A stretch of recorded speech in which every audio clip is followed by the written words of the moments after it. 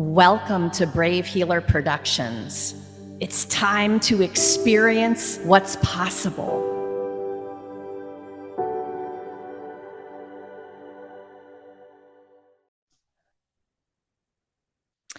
So, what if there's something you haven't learned yet that could change everything?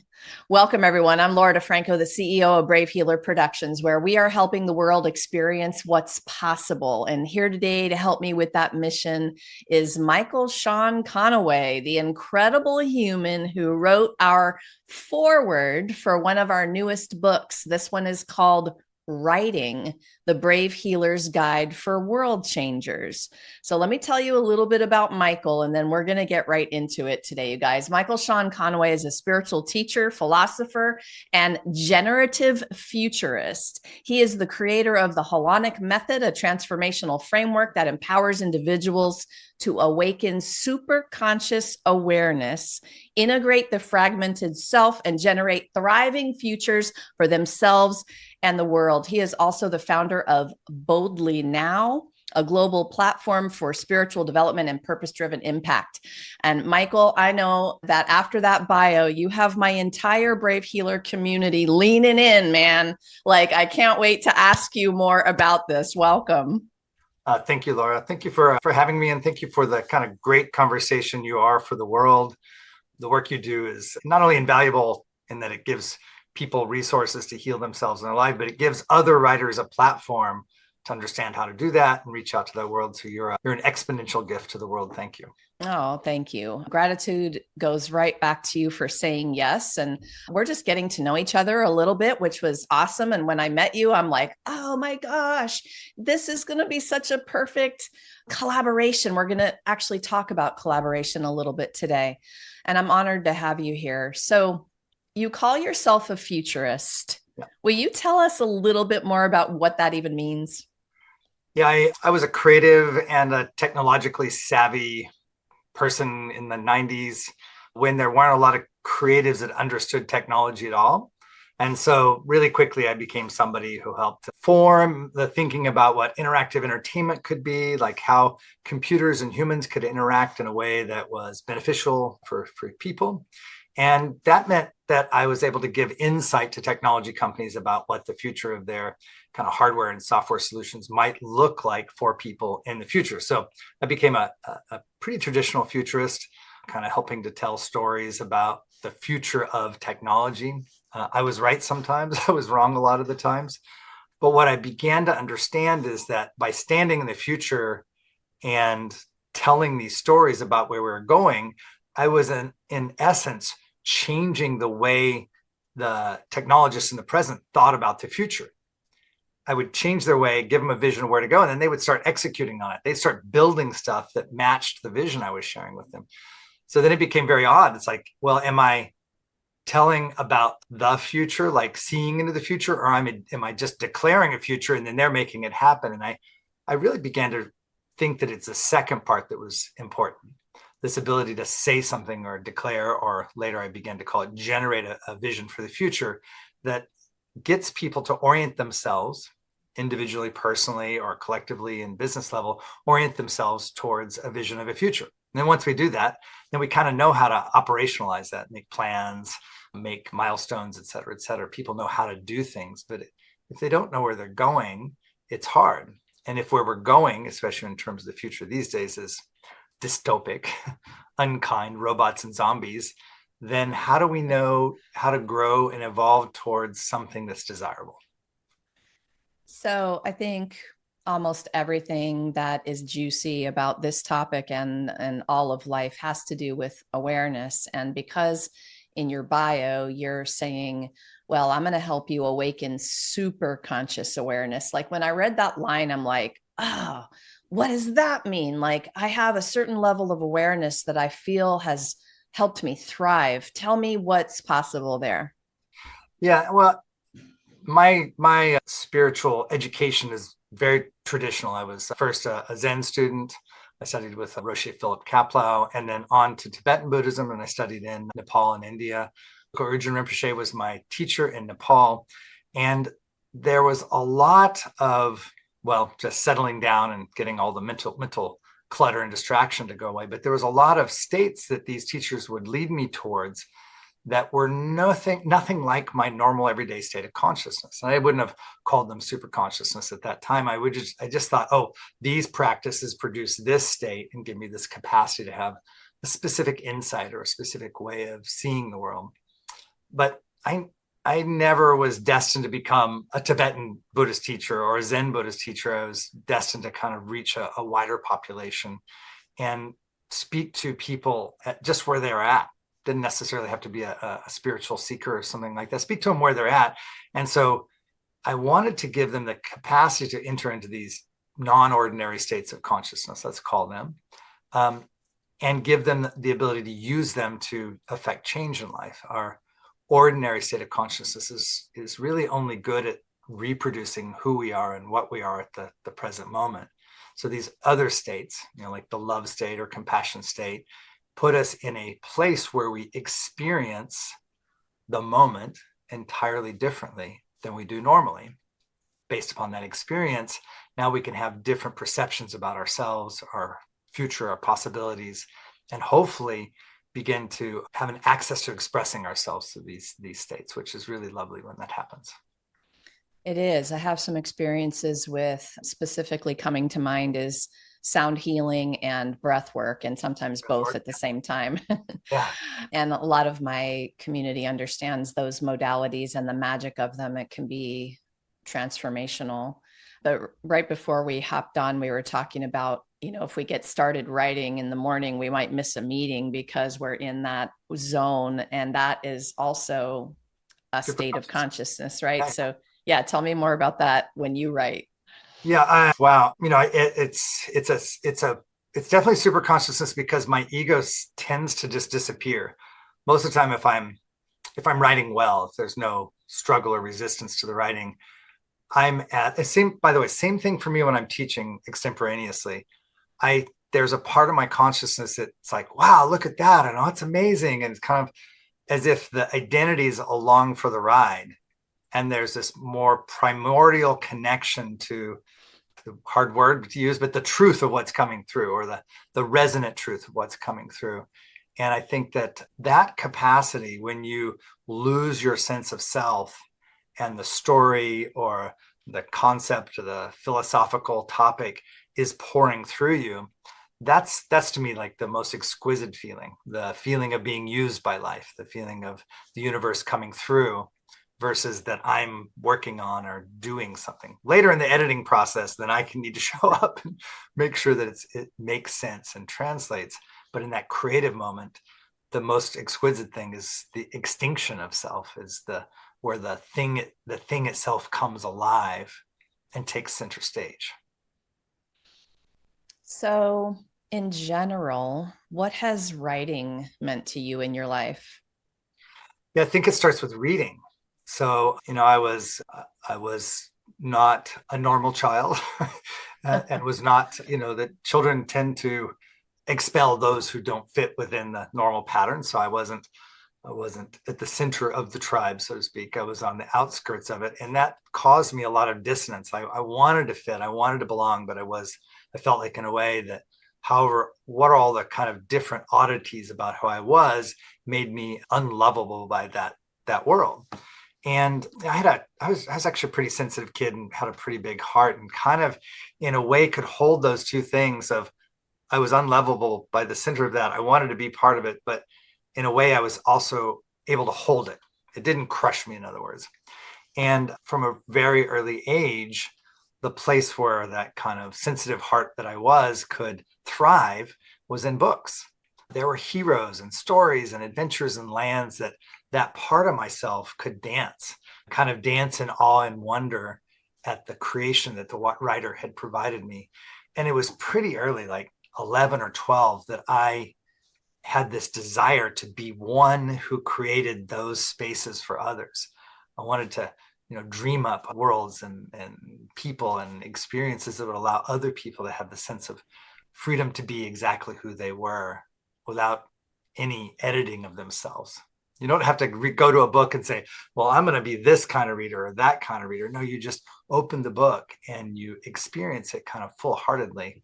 And so to me, the two things go together. And I'd say the same thing is true of, receiving really profound teachings and giving really profound teachings orally. It has a very similar quality. There's this safety and purity and permission to be just as you are. And so I get really moved by that as a person now. But I think as young, even as when I was really young, I understood the power of it. And yeah, that's kind of carried to my whole career and my whole learning journey, living journey. It's amazing to look back at those moments on. My mom would tell you that I played library with my sister and I would line up the books. Like, who does that? You know, I love that though. It was much, much later as an adult, though, before I had the idea that I wanted to write anything anyone else would read. So the journals were very private in the beginning and way more therapeutic as I look back on that stage. But then when I became a business owner, I'm like, all right, I can educate, I can help people, by writing. And thank you again for writing your beautiful foreword for our writing book. Some of our writing experts came together and they said the same thing. I want to help people with this. And so these collaborations are basically what brought my company to being able to celebrate our 100th book project this month, couple of weeks. And on your website, you ask a ginormous question. It is, what is a successful human civilization? I'm like, whoa, I've heard questions about success before, but never that huge, right? I believe collaboration is a part of the answer to that. Mm. So I'd love to know more about what collaboration means to you and how you see that kind of success in humanity. Yeah, collaboration is a huge word for me. I stumbled onto the dichotomy between competition and collaboration many years ago, and started reading and studying as much as I could about collaboration. And I kind of felt like I was maybe late to the table of understanding that collaboration was the real power and that competition was the thing that actually destroyed human potential. Competition in the sense of win-lose competition. I mean, competition in a game, let's play chess, let's have a running race, is in no way harmful, but competition where I could repress you or repress your ideas in order to have mine be dominant in the world is really quite toxic. I think that that life itself is a collaborative, cooperative experience, that ecosystems thrive in collaboration. One part of the ecosystem feeds another one. The waste of one thing is the food of another. The waste of our lungs is the food of the trees. The trees give us oxygen. There's this beautiful cycle and patterns to collaboration. So if you think of it, we would not exist without the collaboration of all the bacteria in our body. More body weight by mass is other beings than our being. So we are a collaborative effort. So taking all this kind of high concept ideas and applying it to life, then if you really want to create something extraordinary, collaboration should be the first place you start. Unfortunately, especially in the West, we think, oh, especially like writers, oh, I'm going to lock myself in a room and I'm going to create this thing of amazing beauty. And that's a great impulse. I love the impulse of wanting to create the thing of beauty. But starting with collaboration actually is much more powerful. Hey, Laura, what do you think about this idea? It's a burning idea I have. What do you think? What do you know about that? Oh, wow, that's interesting what you just told me. I can write that down.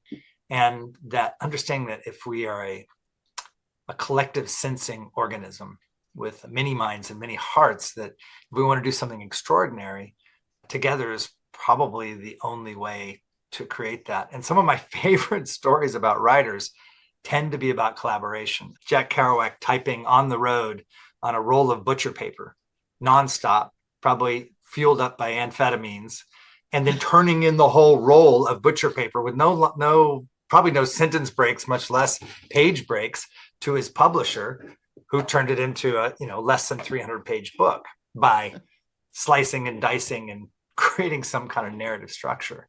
So we have this book that was, seminal book about freedom and the capacity to, to be outside of society and still thrive, that would have never happened had it not been for the editor. Well, we also know wouldn't have happened if it hadn't been for all his friends and crazy people on the road with him and crazy experiences he was having. So although Jack Kerouac's name is on the book, it's this kind of symphony of people that bring that work to life for us. So my suggestion, if you're a writer, if you want to make an impact or change in the world, that you really get good at knowing how to engage with and work with, work for, give to, receive from these collaborative networks that we find ourselves in. And you are one of the nodes in one of those wonderful collaborative networks. I love the collaborative writing. There's been a little bit of bad rap about these projects and programs. And when I started to create them, I really had a mission to make that experience the best on the planet. And I love listening to how you're talking about all of the ways we collaborate, because even as a solo author, even as a one woman show on the stage, there's still a collaboration of people that make that happen in the best possible way.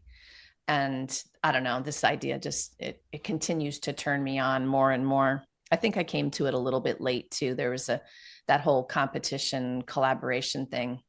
I think we learn somewhere along the line that success means you did it by yourself. And when I flipped and did a 180 on that, my whole life changed. I know you'll nod at that. I'm just looking down at my notes because I wrote a couple of things down as you've been talking. The first one, as you lose the ego, and the identity is along for the ride. I love that line. I'll just let that ride along, but not be the main player, right? I love that space and feeling of that zone you were talking about earlier. And then, yeah, you guys, collaboration is the path to an extraordinary life. I'm extra chuckling because there's a mentor in my world, Jorge Luis Delgado. I just got to say hello to this beautiful Peruvian shaman this past weekend, is visiting. And he says extraordinary in a particular lovely way that I like to listen to. So, okay, the audience for this writing book, I would say, is mostly entrepreneurs, although we've got chapters on writing to heal, journaling, doing your burn book, things like that. But I want to talk to our entrepreneur friends just for a minute, because boy, oh boy, this entrepreneurial journey can be challenging. So, what would you say is the most important kind of business growth tip that you would like to share with everyone today? Yeah, it goes back to our last things. Don't develop a business alone. The relationship between the business and who the business serves should be the first thing that you invest in.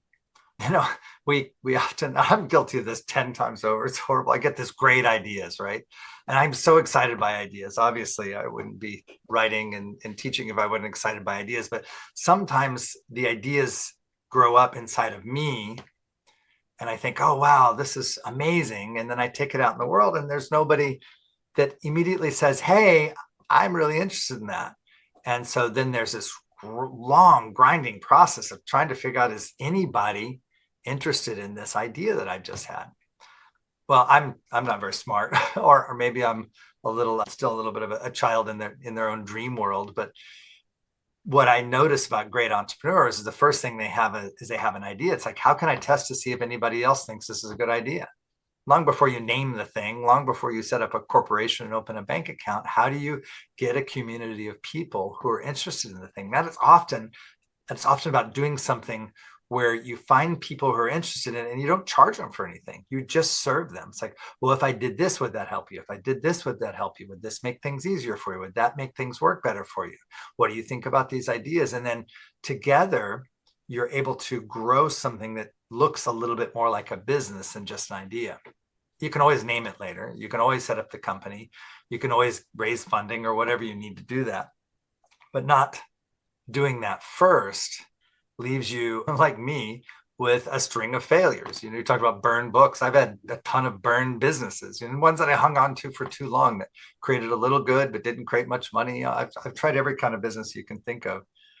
But at this point, I actually don't have enough time left in my life to waste life on things that aren't going to connect with the world. So there again, the ego has to step back. The great idea is just an idea. And then the question is this resonant with somebody out there who wants to be in some kind of value exchange with that? Value exchanges mean I'm going to do my thing, they're going to pay for it or do their thing in return. And that's what makes the thing a business. So first of all, is it a business? If it's not, it's fine. I can do many things that are just contributions and gifts. But if it's a business, what kind of business is it? Is it a business I'd like to run and own and operate? I've invented ones that I built them and I'm like, oh God, I don't want to do this every day.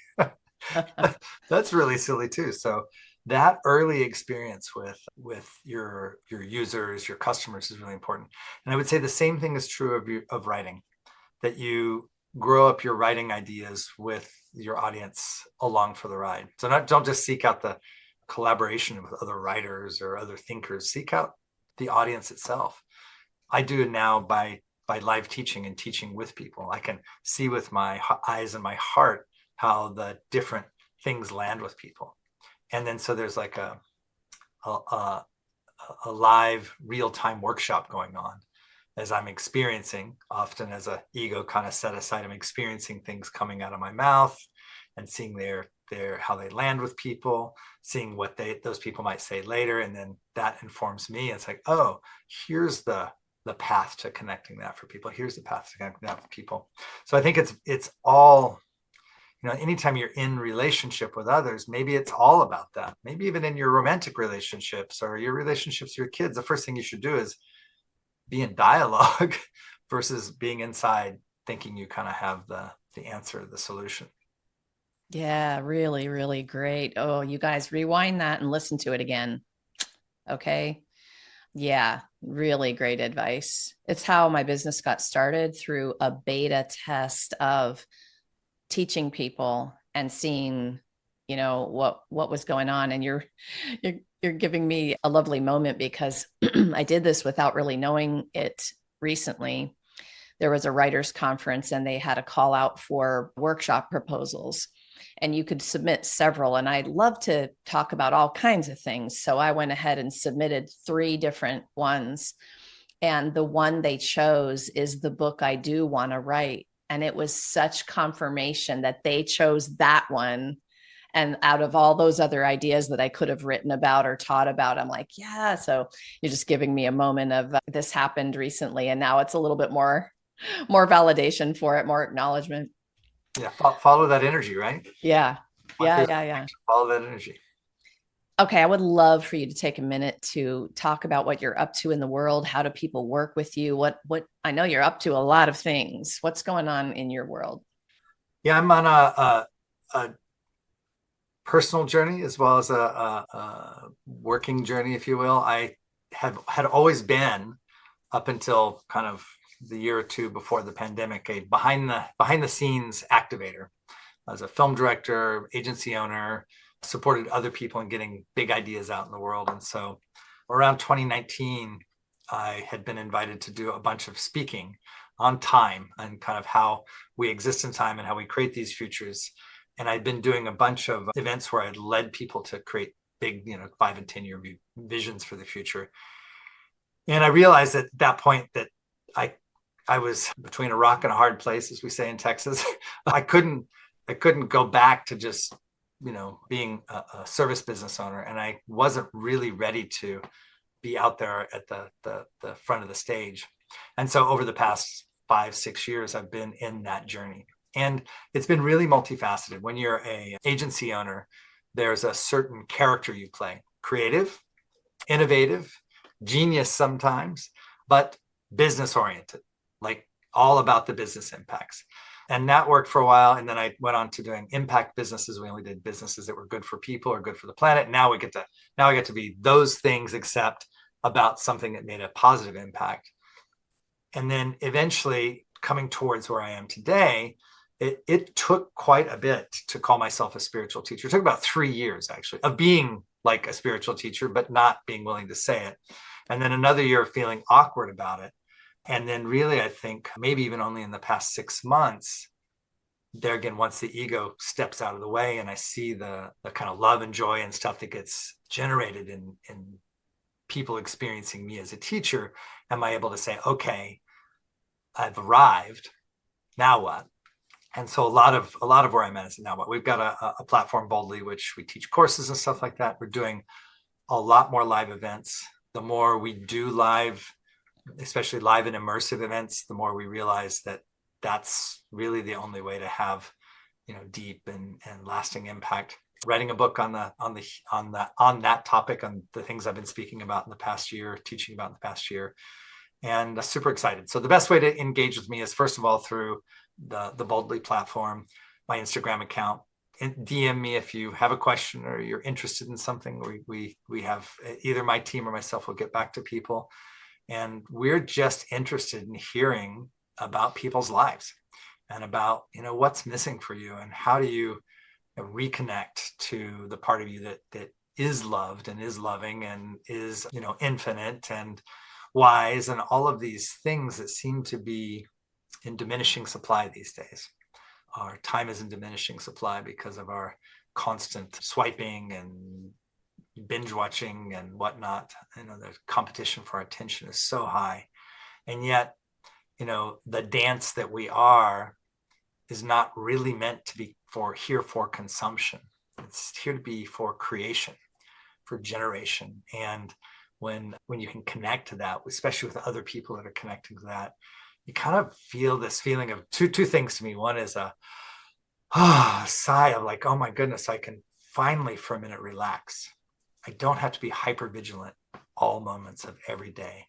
And two, I can begin to ask myself the question, what am I here for? What do I want to give? What do I want to see happen out there in front of my eyes that is lovely and beautiful in this world? And that helps me to solve the big problems of how does humanity create a thriving future for themselves? How do we solve that problem? What is a successful civilization for human beings? Well, it certainly would be a loving one and a kind one. So that's the path I'm on right now. It's a good path. Michael, thank you so much for what you do in the world and for being here today to share it with everyone. Thank you for your beautiful foreword for the writing book. Thank you. Yeah, you're really, really welcome. And I look forward to more collaboration in the future, and more support for anybody that wants to do good in this world.